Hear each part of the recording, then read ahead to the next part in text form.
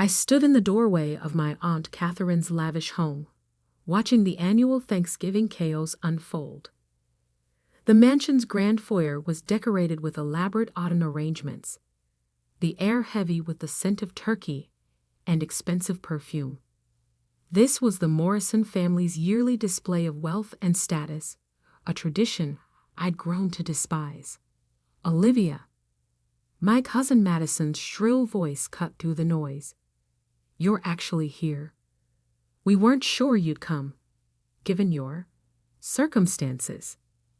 I forced a polite smile, smoothing down my deliberately understated dress. If only they knew that my circumstances included being CEO of Sterling Enterprises, the parent company that had quietly acquired Morrison Technologies 3 months ago. "The kids' table is that way," Aunt Catherine called out, not bothering to hide her smirk. "Though I suppose that's where you belong, given your position in life." At 32, I was the family's designated failure. The one who'd walked away from the prestigious family business to strike out on my own. Little did they know that my tiny consulting business was actually a cover for my role as the reclusive founder of Sterling Enterprises. "Thanks, Aunt Catherine," I said quietly, watching her turn back to fawning over Madison's new Cartier bracelet, probably bought with her Morrison Technologies salary, which I now technically paid. The kids' table was exactly as depressing as expected. A rickety card table set up in the corner, far from the elegant main dining room. I took my seat among my young cousins, some barely in their teens, while watching the successful adults gather around the main table. "Poor Olivia," I heard my Uncle James stage whisper to my mother. "Still hasn't found her way, has she? Good thing the rest of us know how to succeed in business." My mother sighed dramatically. "We tried to tell her to stay at Morrison Technologies, but she had to be different, had to chase her silly dreams." I bit back a laugh, thinking about the meeting scheduled for Monday morning. The one where Morrison Technologies employees would discover that their company had been acquired by Sterling Enterprises months ago.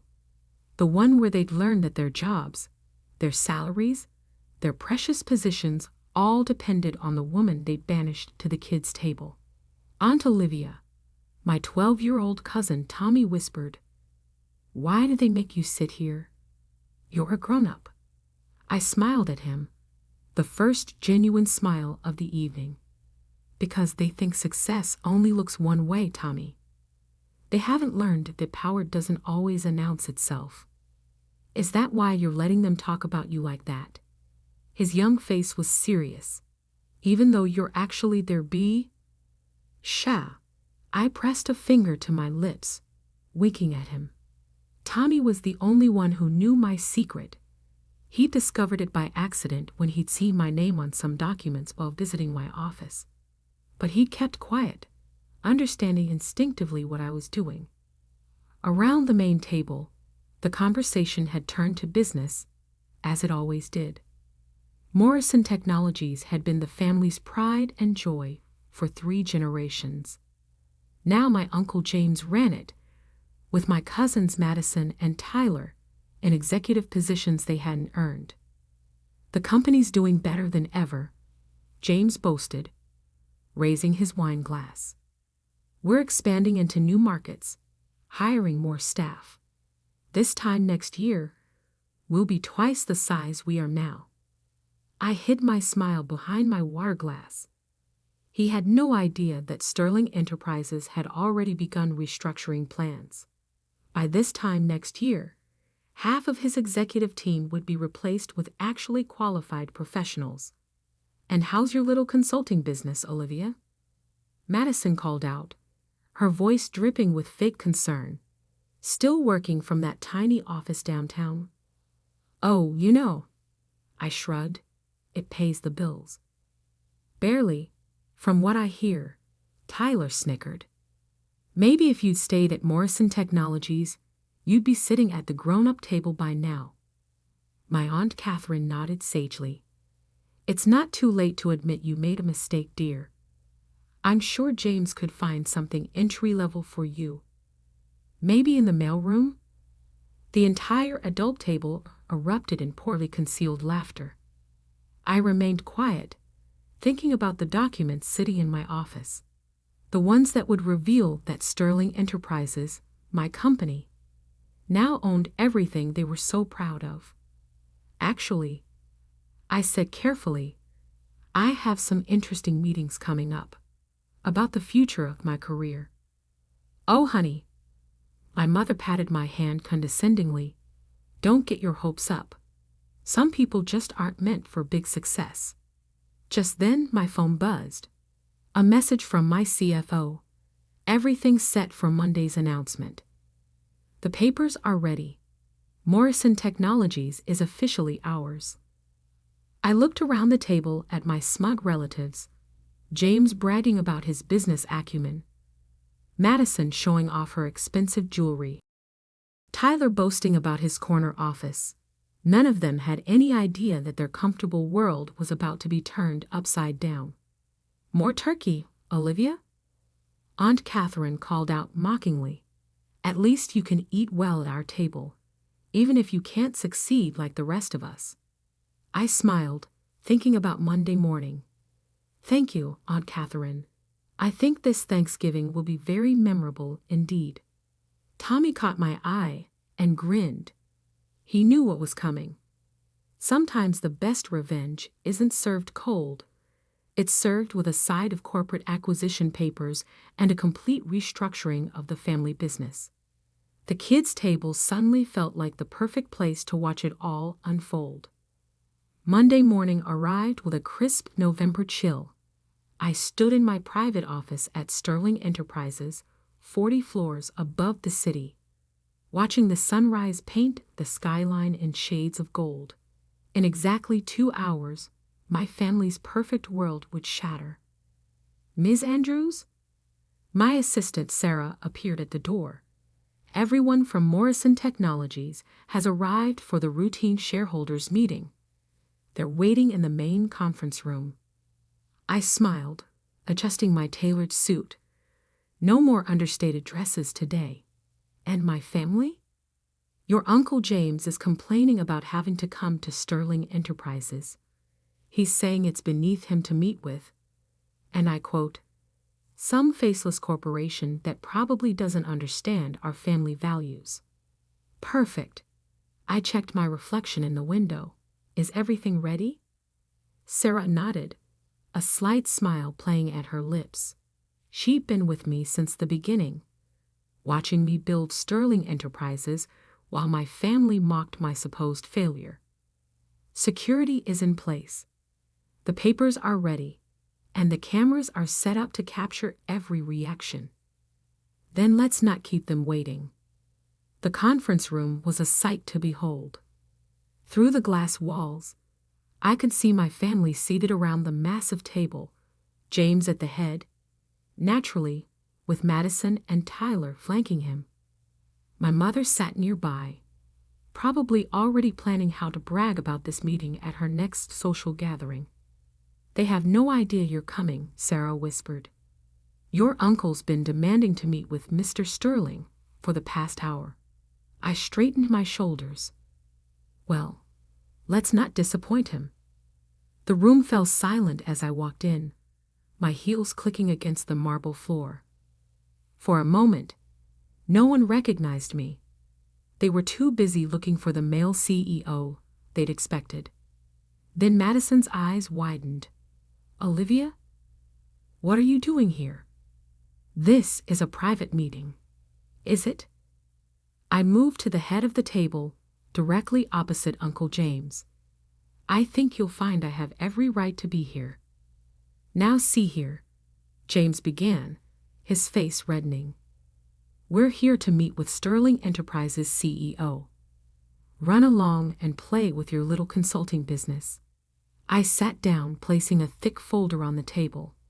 Oh, but Uncle James, I am Sterling Enterprises CEO. In fact, I own it. And as of 3 months ago, I own Morrison Technologies too. The silence that followed was deafening. I could hear the soft whir of the cameras capturing every shocked expression, every moment of dawning horror. That's impossible, Tyler stammered. Morrison Technologies is a family company. Yes, I agreed pleasantly. And it still is. Just not your family anymore. I opened the folder and began distributing documents. These papers confirmed Sterling Enterprises' acquisition of Morrison Technologies, completed 3 months ago through a series of shell corporations. You all signed off on it, though you were too busy congratulating yourselves to read the fine print. My mother's face had gone pale. But your consulting business was a cover, I smiled.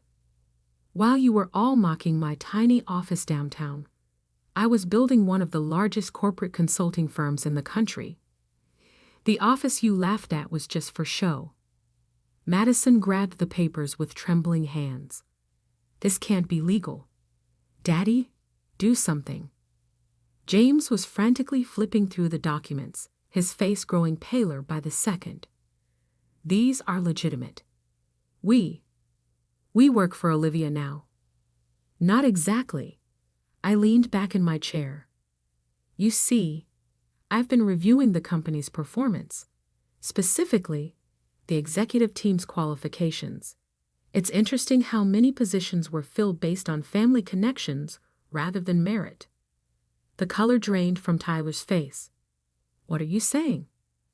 I'm saying that effective immediately, there will be some changes in management, starting with the executive team. I pressed a button, and the wall screen lit up with a new organizational chart. Madison gasped as she saw her name missing from the VP position she'd held for 3 years. You can't do this, she whispered. We're family. Family? I stood up slowly. Was I family when you made me sit at the kids' table? When you mocked my career? When you treated me like a failure while I was building an empire? James slammed his fist on the table. This is revenge, plain and simple. No, Uncle James. This is business. The same business you claimed I didn't understand. I started walking around the table. Your executive team is underqualified. The company's performance has been declining for years. You've been coasting on the family name while more competent companies passed you by. And now, my mother asked quietly. Now? I stopped behind her chair. Now Morrison Technologies will be run by people who earned their positions. Starting today, all executive positions will be reviewed. Those who are qualified may stay. Those who aren't, I glanced at Madison and Tyler, will be offered positions more suited to their actual skills. You demote your own family. Madison's voice cracked. You mean like how you demoted me to the kids' table? Treated me like a child playing at business? I smiled. Consider this a lesson in real corporate management. I nodded to Sarah, who began distributing another set of papers. These are your new contracts. You have until the end of the day to decide if you want to stay with the company in your new positions. If not, severance packages are included. And if we refuse, James challenged, though his voice lacked its usual authority, then you can leave now. But I should mention, non-compete clauses are in effect. And given that Sterling Enterprises owns most of the major consulting firms in the region, I let the implication hang in the air. The room was silent except for the sound of shuffling papers and muffled sobs from Madison.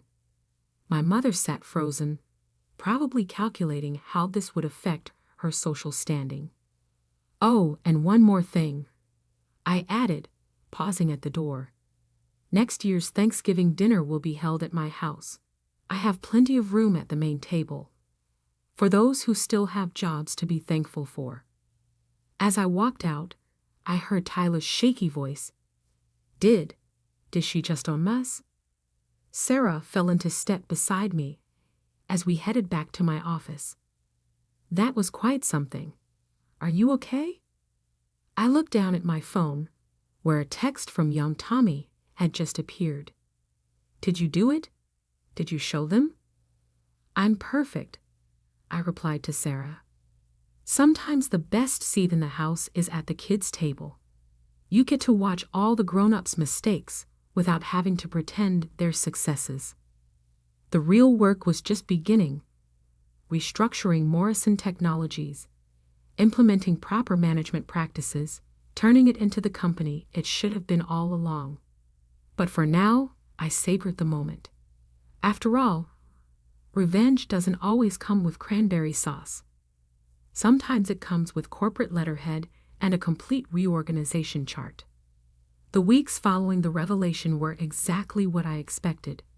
A storm of desperate calls, manipulation attempts, and increasingly panicked family meetings. My phone buzzed constantly with messages. Olivia, darling, we need to discuss this as a family.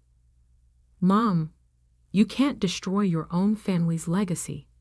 Uncle James, please, we can work something out. Madison. I let them all go to voicemail while I focused on restructuring Morrison Technologies. The business news was having a field day. Morrison Technologies undergoes major management overhaul. FAMILY DRAMA leads to corporate shaky UP. Hidden CEO reveal IDENTITY and derivative family confrontation. 1 month after the revelation, I sat in my office reviewing the latest performance reports when Sarah appeared at my door. Your cousin Madison is here, she said. No appointment, but she looks different. I glanced at the security feed. Madison stood in the lobby, but she wasn't the perfectly polished executive I remembered. Her designer clothes were gone, replaced by a simple business suit. Her usual arrogant expression was missing. Send her up, I decided. Madison walked into my office like a stranger, taking in the space with new eyes. Nice view, she said quietly.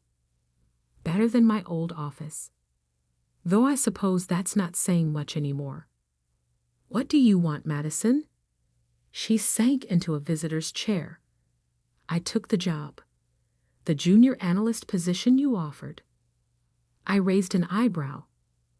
Really? I thought you said you'd rather die than start at the bottom. I did. She laughed without humor. Then I tried applying at other firms. Turns out when you remove the Morrison name and connection, my resume is lacking.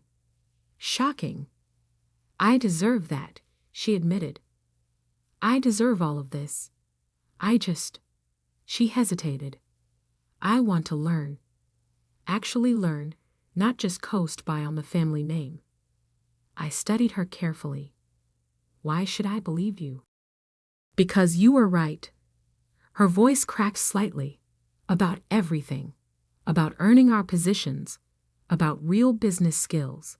I've been reading the company reports since you took over. Our performance has improved more in 1 month than in the last 3 years under Dad. Speaking of Uncle James, I leaned back in my chair. How is he handling early retirement? Madison grimaced. Not well. He's drinking a lot, talking about family betrayal. Mom's social circle is in shambles. Turns out people aren't so impressed by our name anymore. And Tyler? Took the severance package. Said he'd rather start fresh somewhere else than work his way up here. She paused. He's having trouble finding anything above entry level.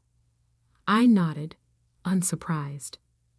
That's what happens when your only qualification is your last name. I know that now. Madison looked down at her hands. I've been thinking about Thanksgiving. About all the times we made you sit at the kids' table, treated you like you were beneath us. We were so busy looking down on you that we didn't see you rising above us." Just then, my office door burst open. Uncle James stumbled in, ignoring Sarah's protests. The smell of expensive scotch wafted in with him. "You," he slurred, pointing at me. "You destroyed everything." "No, Uncle James." I remained seated, watching him sway. "You destroyed everything. Years of nepotism, of prioritizing family connections over competence. I just exposed it." "We're blood," he shouted. "That used to mean something. It still does." I stood up slowly. "But blood doesn't qualify you to run a company. Skill does. Experience does. Actually knowing what you're doing does." "James." My mother's voice cut through as she rushed in after him. "Stop making a scene." I almost laughed at her instinctive concern for appearances. "Still worried about the family image, Mom. Even now." She deflated slightly, looking suddenly older. "Everything's changed, Olivia. The country club, our social circle, even our neighbors look at us differently now." "Because they're seeing you clearly for the first time," I said quietly. "Just like you're finally seeing me." Madison stood up. "Dad, you're embarrassing yourself. This isn't helping anything." James turned on her. "You, working as a junior analyst, a Morrison, starting at the bottom." "Yes," she said firmly, "because that's where I should have started in the first place. Where we all should have started." I watched this exchange with interest. Maybe Madison really was starting to understand. "Get him out of here," I told Sarah. "And call him a car. He's in no condition to drive." After security escorted James out, my mother lingered. "Was all this really necessary, Olivia? The takeover, the demotions, the public humiliation? Was it necessary to treat me like a failure for 10 years? I countered. "To mock my career, belittle my choices, make me sit at the kids' table while you all congratulated yourselves on success you hadn't earned." She had no answer for that. "The company is doing better now," I continued. "Real executives in leadership positions. Actual qualifications required for promotion. If you don't believe me, check the quarterly reports." "And the family?" she asked quietly. "That depends on you. All of you. I didn't do this for revenge. I did it because it was good business. What happens next is up to you." After they left, I stood at my window, watching the city lights flicker on as dusk fell. My phone buzzed with a message from Tommy. "Hey, Aunt Olivia. Mom says I can come work at your office after school sometimes. She says I need to learn business the right way. Is that okay?" I smiled, thinking about the next generation of the Morrison family. Maybe some good would come from all this after all. 1 year later, I hosted Thanksgiving dinner at my penthouse.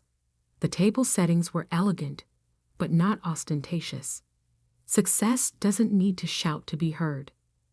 Madison was there, having earned a promotion to senior analyst through actual hard work. Tommy came too, proud to show off what he'd learned during his after-school office visits. Even my mother attended, though she was quieter now, more thoughtful. Uncle James and Tyler didn't come. Some people can't accept change, can't admit their mistakes. But those who could, those who were willing to learn and grow, found their places at my table. "You know what I'm thankful for," Madison said during dinner? "Second chances. And learning what real success looks like." I raised my glass, thinking about how far we'd come. "To real success," I toasted, "and to earning your seat at the table." Tommy grinned at me from across the table. "No kids' table this year, Aunt Olivia?" "No," I smiled back. "Just one table.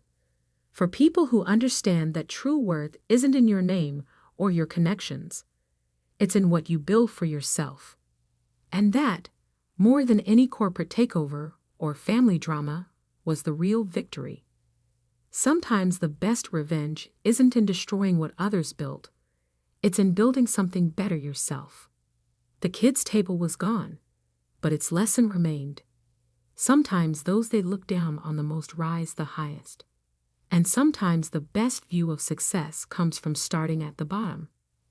As for the Morrison family legacy, it's stronger than ever, just not in the way they expected. And that's something to be truly thankful for.